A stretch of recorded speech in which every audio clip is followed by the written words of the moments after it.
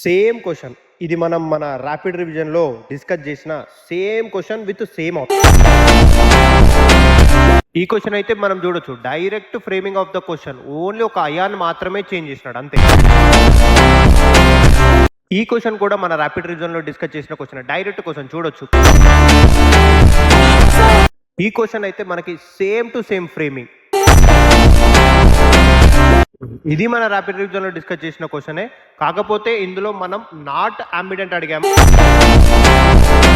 ఈ క్వెషన్ కూడా మన ర్యాపిడ్ రివిజన్‌లో డిస్కస్ చేసిన క్వెషనే. Same format of the question. ఇది మన ర్యాపిడ్ రివిజన్‌లో డిస్కస్ చేసిన క్వెషనే.